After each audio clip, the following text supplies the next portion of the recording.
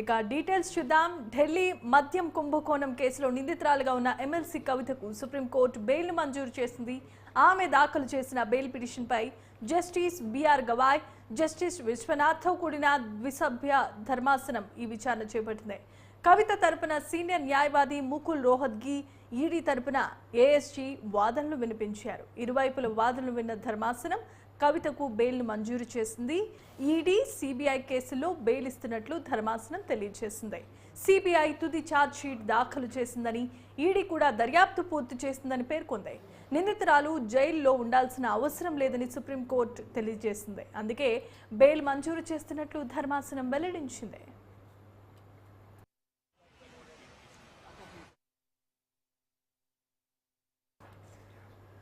కవితను enforcement directorate ఈ ఏడాది మార్చి 15న అరెస్ట్ చేసిన సంగతి అందరికీ తెలిసిందే.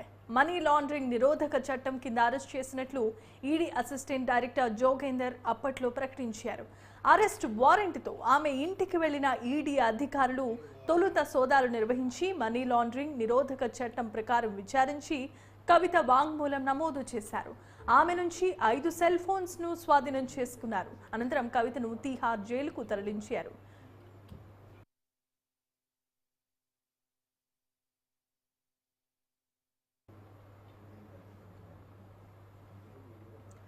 ఢిల్లీ మద్యం విధానంలో అక్రమాలు చోటు చేసుకున్నాయంటూ 2022 ఆగస్టులో సిబిఐ కేసు నమోదు చేసింది. ఇదే కేసులో హైదరాబాద్కు చెందిన మద్యం వ్యాపారి అరుణ్ రామచంద్ర పిళ్ళై వాంగ్మూలాన్ని సేకరించిన అనంతరం కవితకు నోటీసులను జారీ చేసింది.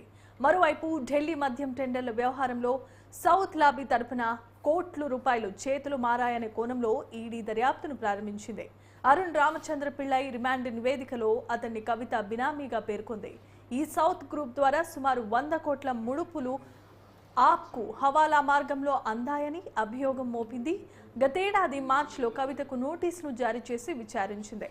ఆ తర్వాత మరోమారు కూడా సమన్లు జారీ చేసింది.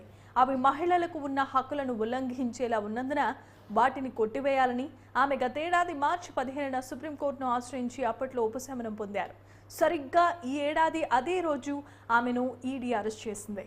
కవితకు బెయిల్ రావడంతో తెలంగాణ భవన్ వద్ద బీఆర్ఎస్ నేతలు, కార్యకర్తలు టపాసులు కాల్చి సంబరాలు చేసుకున్నారు.